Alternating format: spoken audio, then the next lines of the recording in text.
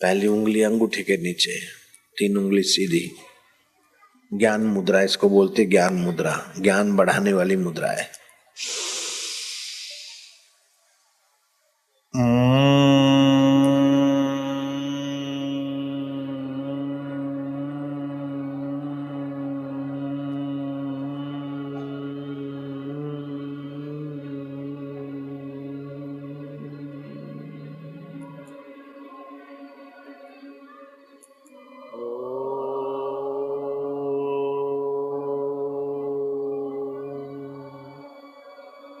नमो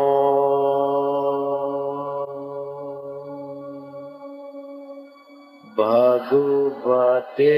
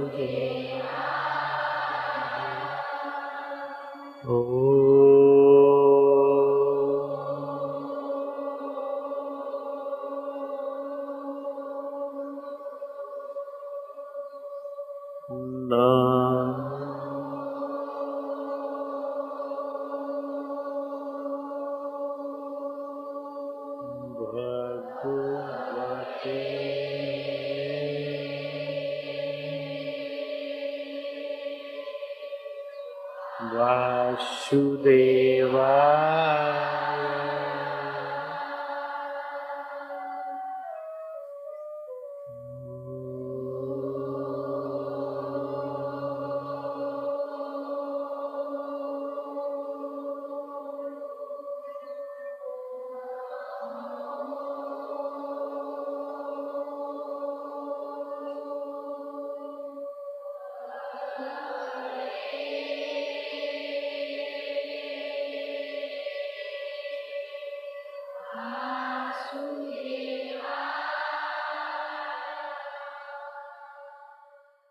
जो धैर्यवान रह सकते, शांत रह सकते, सहिष्णु और हिम्मतवान होते हैं, वे बच्चे आगे चलकर महान नागरिक बनते हैं। और वे अगर चाहें तो महान में महान अपने हृदय में छुपे हुए आत्मा परमात्मा को भी पा सकते हैं। बुद्धया भयम प्रणुदति ही तपसा विन्द्यते महान।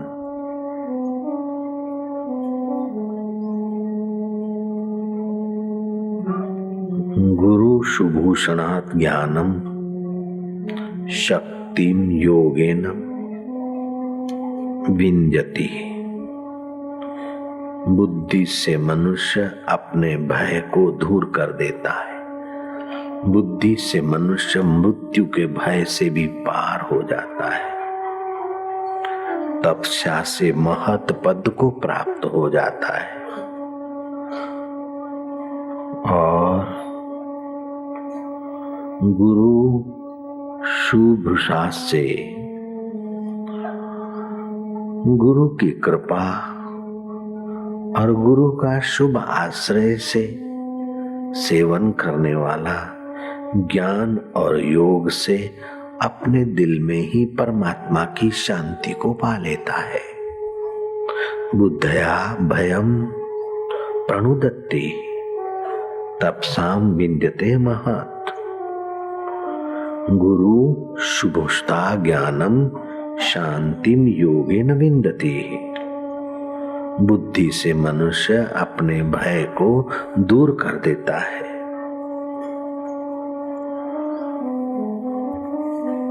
तपस्या से महान पद को प्राप्त हो जाता है। और गुरु शुभामृत से, ज्ञान और योग से शांति परमात्मा में परम शांति पा लेता है। खाली तपस्या करके कश्यप कुल का एक कुमार जिसका नाम था पीपक। पीपक तपस्या करके बड़ी शक्ति का धनी हो गया था। दूर दूर के बड़े बड़े सेठ शाहूकार पीपक मुनि के दर्शन करने आते थे। वो 15 साल की उम्र का कश्यप कुल का बालक पीपक मुनि होकर पूजा जाता था। पीपक मुनि के दर्शन करके बड़े बड़े राजा भी अपने को भाग्यशाली मानते थे। कश्यप कुल में पैदा हुए इस बालक पीपक ने ध्यान के द्वारा एकाग्रता पा ली थी। एकाग्रता के द्वारा वो अपने मन का अनुसंधान करके दूसरे के मन की शक्तियों को, विचारों को जान लेता था। पीपक किसी को पानी में देखकर पानी दे दे तो बीमार आदमी ठीक होने लगते थे। पीपक किसी के सिर पर हाथ रख दे वो आदमी खुशी का एहसास करता था। पीपक किसी को आशीर्वाद दे दे, पास हो जाएगा तो पास हो जाते थे। ऐसी शक्ति कश्यप कुल में उत्पन्न हुए उस 15 वर्ष के बालक ने पा ली थी। लोग उसको पीपक कुमार नहीं बोलते थे, पीपक ऋषि कुमार नहीं बोलते थे, पीपक मुनि बोलने लगे। बड़ा आदर करते थे लोग। लेकिन पीपक को पता नहीं कि अभी आगे की यात्रा भी बहुत है। पीपक को अभिमान आ गया कि मैं बड़ा तपस्वी बन गया। किसी को कोई वस्तु छू कर देता हूं प्रसाद में, उसका भला हो जाता है। पानी को देख के दे देता हूं, उसका भला हो जाता है। किसी को आशीर्वाद देता हूं, उसका भला हो जाता है। मैं सबका भला करने वाला पीपक मुनि हूं। उसको अभिमान आ गया। भगवान ब्रह्मा जी ने पीपक को वरदान देने के लिए जो सोचा था कि इस उम्र में ये तप कर रहा है, मैं इसको वरदान दूंगा, तो पीपक तपस्या करके परमात्मा को पाले उसके पहले उसको रिद्धि सिद्धि शक्ति मिल गई और उस शक्ति का उपयोग करने लगा तो वाहवाही हो गई। और वाहवाही हो गई तो पीपक परमात्मा का साक्षात्कार करने का रास्ता भूल गया। भगवान ब्रह्मा जी ने कृपा करके सारस पक्षी का रूप धारण किया और पीपक समझे ऐसी मानवीय बोली में भगवान ब्रह्मा जी बोले कि कश्यप कुल उत्पन्ना पीपक।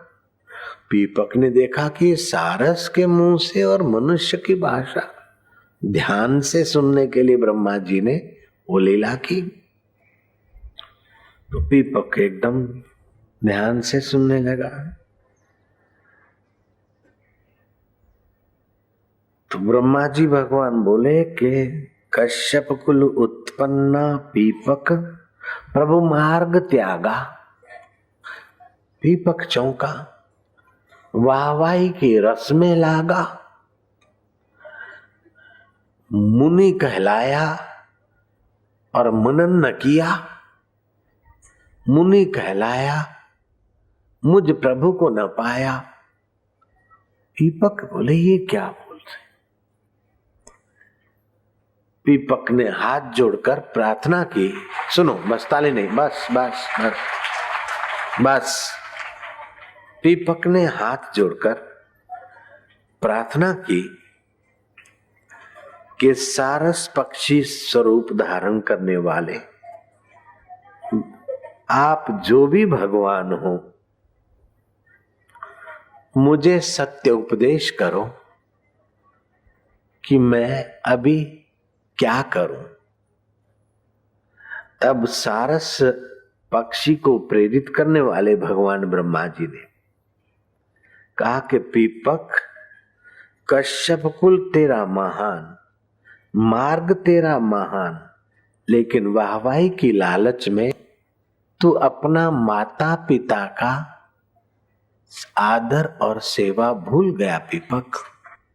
हे पीपल, मुनि तू मनन कर कि जिस माँ ने तुझे जन्म दिया, जिस पिता ने तुझे पाला पोषा, जिस गुरु ने तुझे ज्ञान दिया, उनकी करुणा कृपा को भूलकर तू अपने आप को बड़ा मानता है। अभी तेरा बड़प्पन बहुत दूर है। तब पीपल मुनि प्रार्थना करने लगे कि हे सारस देव, अब मैं क्या करूं? सारस देव ने कहा कि कुंडल पुत्र, कुंडल मुनि के पुत्र सुकर्मा महान ज्ञानी है और कुरुक्षेत्र स्थान में कुंडल आश्रम उनका है। हे पीपल मुनि, तुम अपना उद्धार कराना चाहो और अपनी पूर्ण यात्रा करना चाहो तो कुरुक्षेत्र स्थित कुंडल आश्रम में महाज्ञानी कुंडल मुनि रहते, उनकी सेवा में जाओ। कश्यप कुल उत्पन्न पीपल मुनि ब्रह्मा जी के उपदेश से कुरुक्षेत्र में महाज्ञानी सुकर्मा के पुत्र कुंडल आश्रम में गए। कुंडल पुत्र ने सुकर्मा ने बताया कि मैं अपने माता पिता को रोज प्रणाम करता था। जो बालक माता पिता को प्रणाम करता है, माँ को प्रणाम करने से सब तीर्थों का फल प्राप्त होता है और पिता को प्रणाम करने से सब देवलोक की यात्रा करने का फल प्राप्त होता है। जब मैं हाथ ऊपर उठाऊंगा तब ताली तुम बजाने में दिल खोलकर मजा ले सकते। मैंने सुना मातृदेवो भवः, माँ में जो परमात्मा है वह देव। पितृदेवो भवः, पिता में जो परमात्मा है वो देव, उनको नमस्कार। माता पिता तो बच्चों पर वैसे ही खुश होते हैं, लेकिन बच्चे जब प्रणाम करते हैं तो माता पिता के अंदर छुपा हुआ वो परमात्मा देव प्रसन्न होकर आशीर्वाद बरसाता है। इंडियन रिलीजियस, भारतीय संस्कृति, नॉट अमेरिकन कल्चर। पिताश्री को डेडी, मातुश्री को मॉम, मुर्दा, वो कल्चर नहीं है जयराम जी की, ये भारतीय संस्कृति है। मैं माता पिता को प्रणाम करता था और माता पिता के हृदय में जो देव है उसके आशीर्वाद मिलने से मुझे एक महान सतगुरु देव मिले और सतगुरु देव ने बताया कि रिद्धि सिद्धि शक्तियां आ जाती, वो अंतःकरण में रहती और वाहवाही तो शरीर की होती है और शरीर तो मर जाता है, तो अपने आत्मा में क्या मिले। इसलिए शरीर में छुपे हुए जो परमात्मा देव है उसका तत्व ज्ञान पाकर ध्यान करके ऐसी जगह पहुंचो जहां भगवान नारायण का चित्त विश्रांति पाता है, जहां भगवान शंभ सदाशिव समाधिस्थ है, जहां मां जगदम्बे जगी है, जहां मां काली और दुर्गा भवानी अपने आत्मा को जान चुकी है। ऐसा आत्मज्ञान पाना चाहिए। उसी आत्मज्ञान के लिए ध्यान करना चाहिए, उसी आत्मज्ञान के लिए जप करना चाहिए, उसी आत्मज्ञान के लिए माँ बाप की सेवा करनी चाहिए, उसी आत्मज्ञान के लिए गुरु के द्वार पर जाना चाहिए।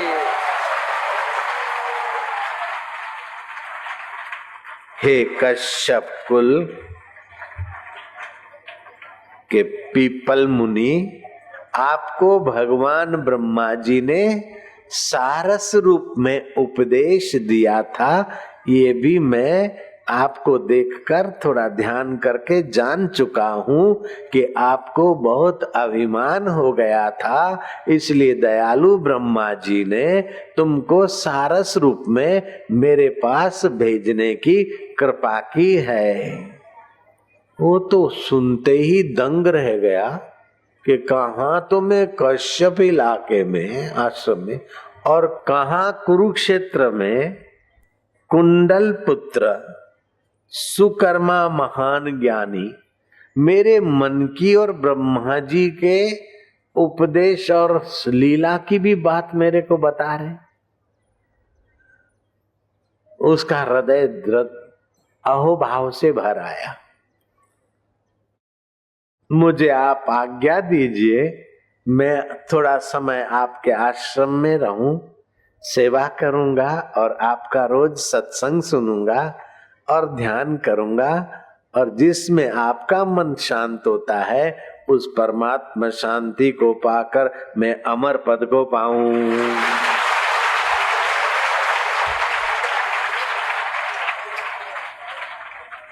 दयालु कुंडल पुत्र सुकर्मा महाज्ञानी ने कश्यप पुत्र पीपल को अपने आश्रम में ठहरने की अनुमति दी, और पीपल मुनि सुबह सूर्योदय से 2.25 घंटे पहले जग जाता था। ब्रह्म मुहूर्त में किया हुआ जप ध्यान अनंत गुना फल देता है और भाग्य के कुअंकों को मिटाकर साधारण से साधारण आदमी को भी महान बना सकता है। कैसी टेक्निक है हिंदू धर्म में, कितना दिव्य रहस्य। तो ये उद्यम, साहस, धैर्य, बुद्धि, शक्ति और पराक्रम, पीपल मुनि ने उठाया फायदा, वो महान सिद्ध हो गए।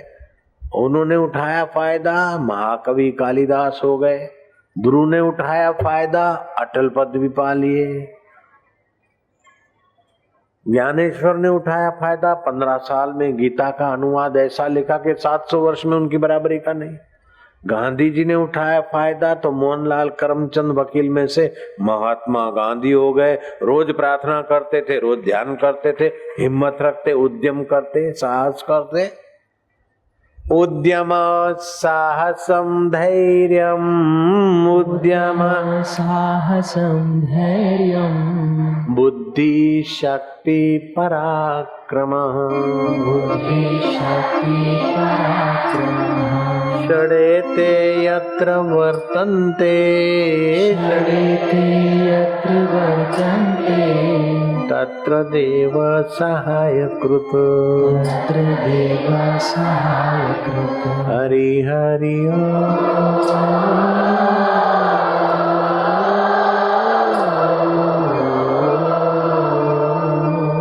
हरि सम जग कछु वस्तु नहीं, हरि सम जग कछु वस्तु नहीं, प्रेम पंथ सम पंथ, प्रेम पंथ सम पंथ, सतगुरु सम सज्जन नहीं, सद्गुरु सम सज्जन नहीं, गीता सम नहीं ग्रंथ। गीता सम नहीं ग्रंथ। तो क्या करोगे?